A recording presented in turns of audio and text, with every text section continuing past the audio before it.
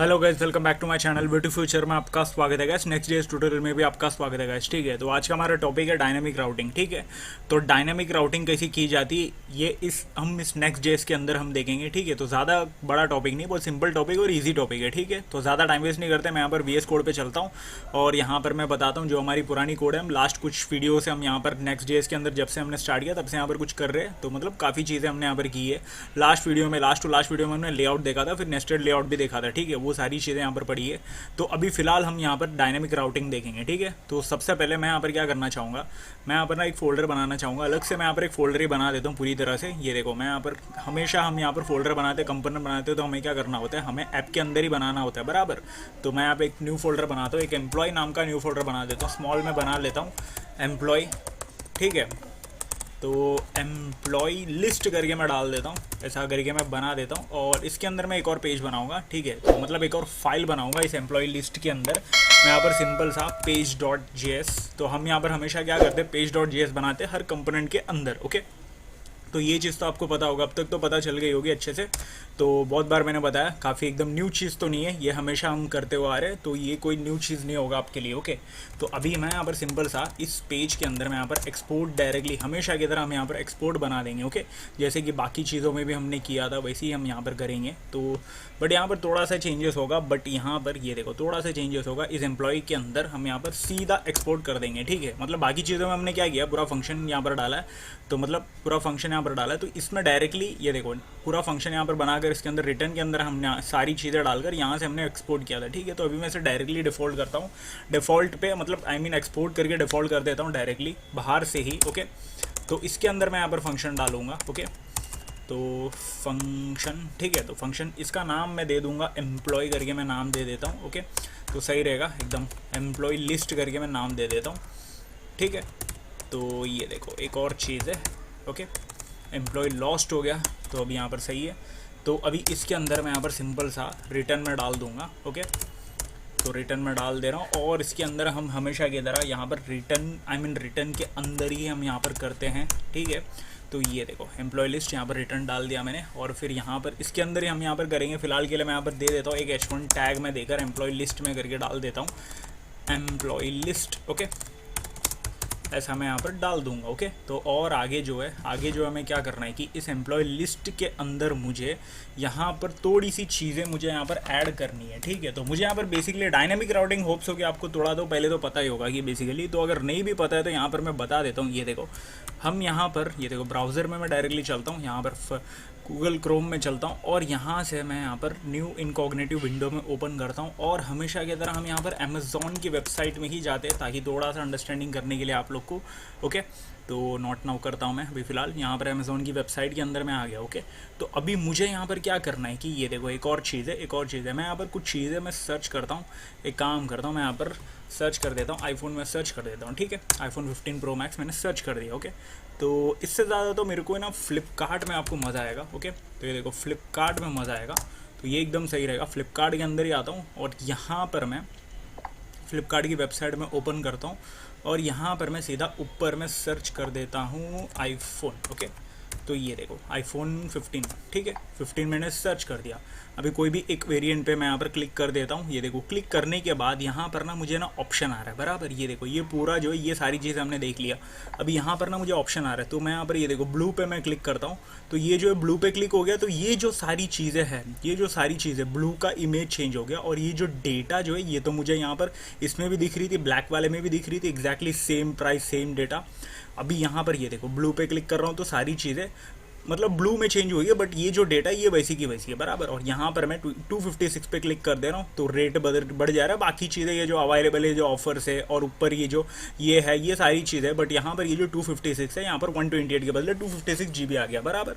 तो ये चीज़ आप समझ रहे हो, यही डायनेमिक राउटिंग है गाइस। यहाँ पर ना क्या होता है कि ना बैकग्राउंड में ना एक पेज बनाया जाता है जिसके अंदर ये सारी चीज़ें डाल दी जाती है, और ये जो इन्फॉर्मेशन होती है ये अलग से, ये सारी चीज़ अलग से की जाती है बराबर। तो जब बंदा आता है इस पर क्लिक करता है तो ये दोनों पेज इंटीग्रेट होती है, तो सारे ये जो डेटा बस यहाँ पर जो है ना वो सारी चीज़ें चेंज हो जाती है, बस बाकी का जो पेज है ना वही के वही होती है। ओके, तो ये चीज़ यहाँ पर आपको समझा होगा कि डायनेमिक राउटिंग अभी क्या है।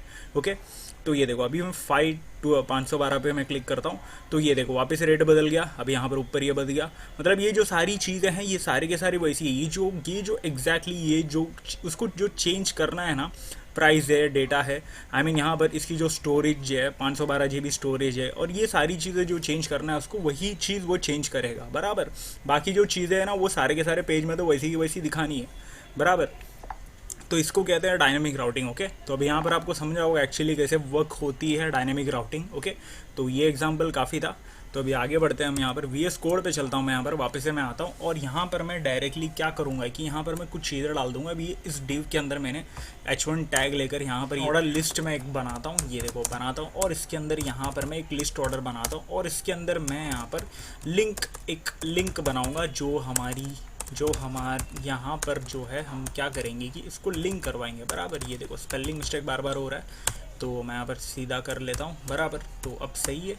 तो अभी मैं यहाँ पर इसको क्लोज़ कर देता हूँ। ओके, अभी इस लिंक के अंदर मैं हमेशा की तरह HERF में दे दूँगा, REF दे दूँगा, और फिर यहाँ पर इसके अंदर मैं पास करवाऊँगा, यहाँ पर मैं पास करवाऊँगा एक राउट में पास करवाऊँगा। ठीक है, एक एंड पॉइंट हम दे देंगे बराबर। तो यहाँ पर मैं एम्प्लॉय करके मैं दे देता हूँ, एम्प्लॉय लिस्ट ऐसा मैं दे देता हूँ। ठीक है, तो एम्प्लॉय लिस्ट, और फिर यहाँ पर स्लैश डाल के यहाँ पर मैं जॉन दे दूँगा। ओके, और यहाँ पर मैं लिख दूँगा जॉन।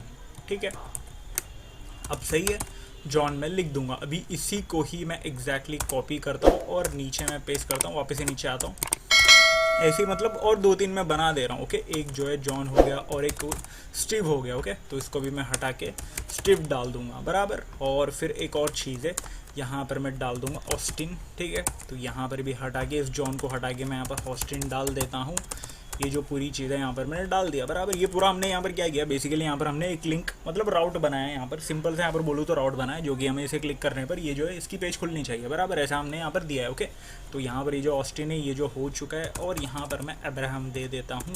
ओके, तो यहाँ पर स्मॉल में देंगे इसको, तो स्मॉल में देंगे ये सारी चीज़ें, ये जो इसका भी ये स्मॉल में देंगे। ओके, तो ये जो कॉपी हो गया था, आई मीन कैप्स में आ गया था, तो अभी यहाँ पर ओके, तो अब सही है, ये जो है AB। ओके, अब सही है। तो अभी एक और पेज हमें बनानी है, ये जो पूरी चीज़ है इसे हमें बताने के लिए बराबर। तो अभी मैं यहाँ पर क्या करता हूँ, ये देखो ये जो एम्प्लॉय लिस्ट है इसके अंदर मैं एक और फोल्डर बनाता हूँ। ओके, तो ये देखो वो फोल्डर जो होगा, मुझे यहाँ पर क्या करना है कि बेसिकली ये जो डेटा है ना, ये जो है ना, ये जो लिंक करवाया ना, ये हमें ब्राउज़र में शो होगा। ये देखो यहाँ पर ब्राउज़र में शो हो रहा है बराबर। तो इसे मैं क्लिक करूँगा तो ये ओपन होनी चाहिए, ऐसा मैं बना रहा हूँ बराबर। ये देखो अभी फ़िलहाल तो ओपन होगा तो 404 खुल रहा है बराबर। ये ओपन होनी चाहिए और उसके हिसाब से उसका डेटा शो होनी चाहिए बराबर, ऐसा। तो पूरा एक डायनेमिक राउटिंग बना रहे हैं, और ये कैसा शो हो रहा है वो भी आपको भी दिखेगा बराबर, मैं बताता हूँ।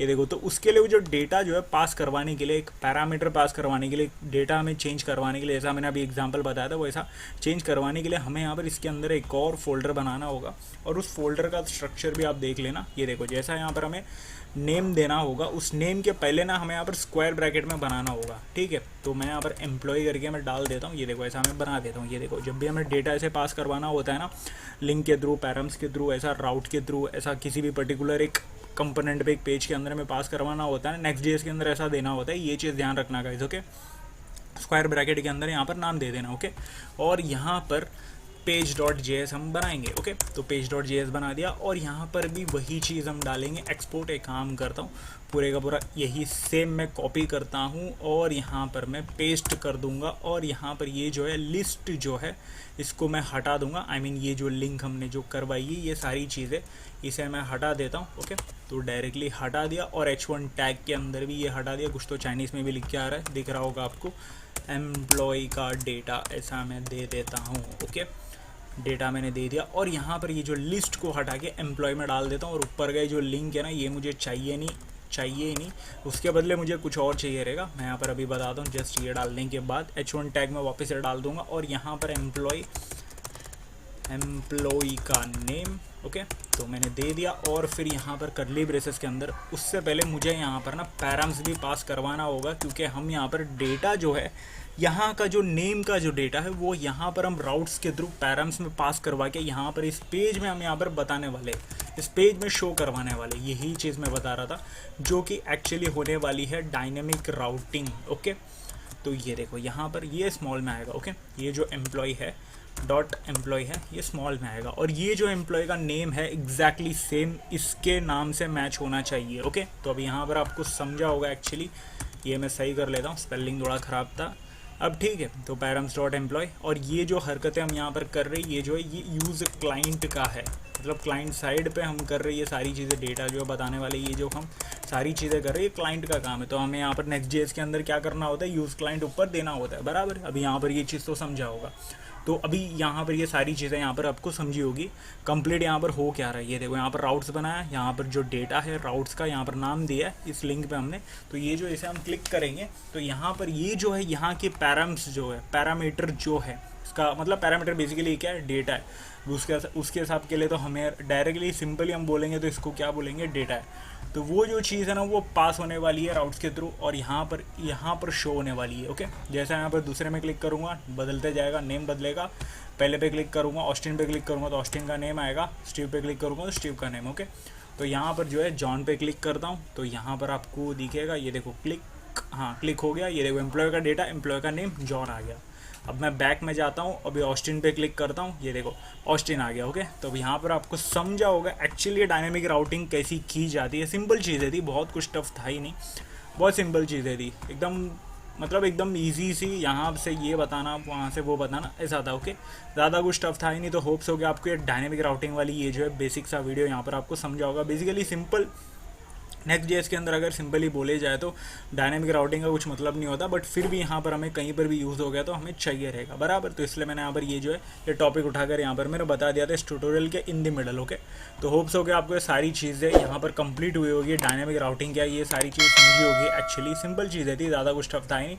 तो वीडियो को ख़त्म करना चाहता हूँ यहीं पर। जाने से पहले वीडियो को लाइक करो, शेयर करो, चैनल को सब्सक्राइब करो और इंस्टाग्राम पर भी फॉलो करो। ओके, तो मिलते हैं अगले वीडियो पर, तब तक के लिए गुड बाय।